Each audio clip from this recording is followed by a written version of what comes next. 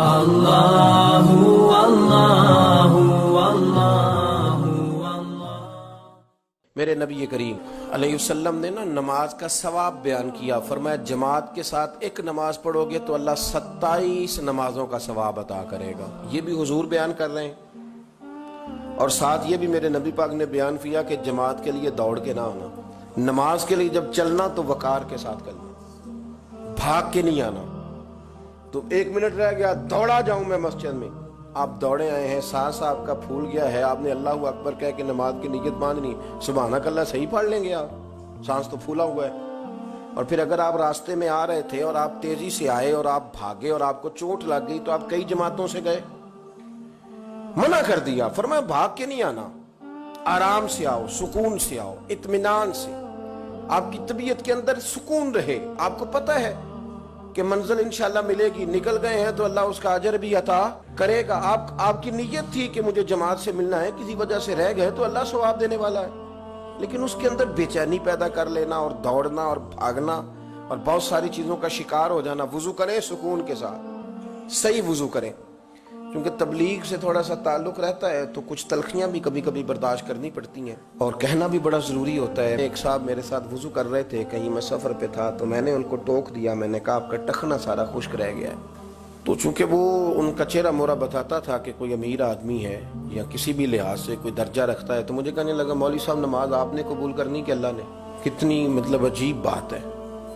میں نے انہیں کہا جی قبول اللہ نہیں کرنی ہے، پر اللہ نے شرطیں بیان کی ہیں قبول کرنے۔ آپ درزی کے پاس گئے، آپ نے درزی کو کہا میرا ماپ لے لو، شرط لگائی کہ اس ماپ کا کرتا ہو، اس ماپ کا میرا پاجامہ ہو، اس ماپ کے میرے بازو ہو، شرط لگا کے آئے آپ۔ تو اگر اس نے غلط ماپ کا سی دیا تو قبول کر لیتے ہو؟ کر لو نا، پھر کیا ہوا ہے، تھوڑی نیکی کرو نا، کوئی اب باز نہیں، بس تھوڑا سا 4-5 انچ بازو چھوٹا رکھا ہے، کوئی ایسا مسئلہ نہیں، پھر کیا ہے، تھوڑا سا جو ہے وہ پاجامہ آپ کا اس نے تنگ کر دیا، آپ ذرا موٹے تازے تھے تو پورے ہی نہیں نا صرف آ رہے، تو سی تو اس نے دیا نا، کر لیں گے قبول۔ کیوں؟ اس کی وجہ یہ ہے کہ آپ نے شرط لگائی تھی کہ میاں یہ میں تمہیں ماپ دے کے جا رہا ہوں، میں نے جو سوٹ پہننا ہے وہ اس دائرہ کار کے اندر سلا ہوا ہوگا تو پھر میں پہنوں گا۔ میرے رب کریم نے مثال دے رہا ہوں سمجھانے کے لیے، شرط لگائی تھی کہ وضو اس طرح کرنا، کرو گے تو میں قبول کروں گا۔ تو آپ نے غلط کیا تو وہ کیسے قبول ہوگا؟ اس لیے کہ آپ شرطوں پہ پورے نہیں اترے۔ تو ہم بجائے بات سمجھنے کے تلخی کرتے ہیں، آزمائش میں مبتلا ہو جاتے ہیں،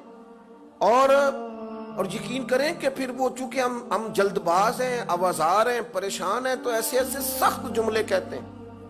میں تو اللہ تعالیٰ کے فضل سے کئی دفعہ ہنستا ہوں سخت باتوں پہ، اور میرا تو ذہنی طور پر یہ ذہن بن گیا، میں کہتا ہوں یہ پریشان آیا تھا بیچارہ گھر سے،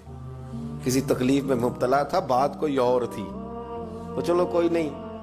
کسی اور جگہ اگر غصہ نکال کے چلا گیا تو ٹھنڈا تو ہو ہی گیا ہے نا، کسی اور سے تو نہ لڑے گا۔ آپ تلخی نہ مزاجوں میں لائیں، اطمینان، سکون، وقار۔ اور میں آپ کو بتاؤں، جو والد ہے، جو باپ ہے، جو بڑا ہے،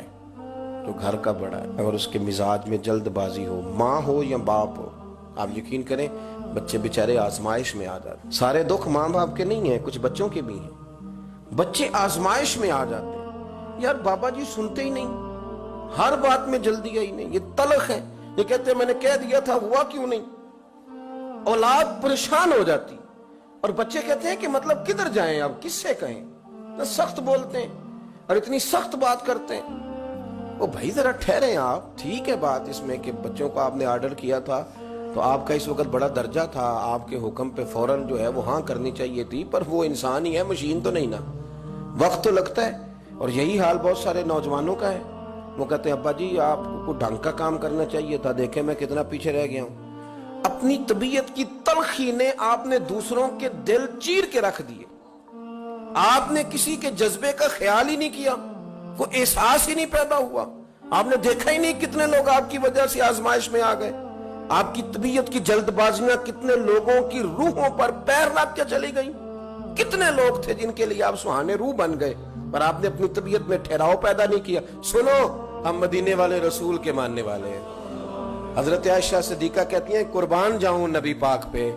حضور بات کرتے تو اتنی ٹھہر ٹھہر کے کرتے، اتنی ٹھہر ٹھہر کے کہ اماں جی فرماتی ہیں میں اگر اپنے نبی کے لفظ گننا چاہتی تھی تو میں لفظ بھی گن لیا کرتی۔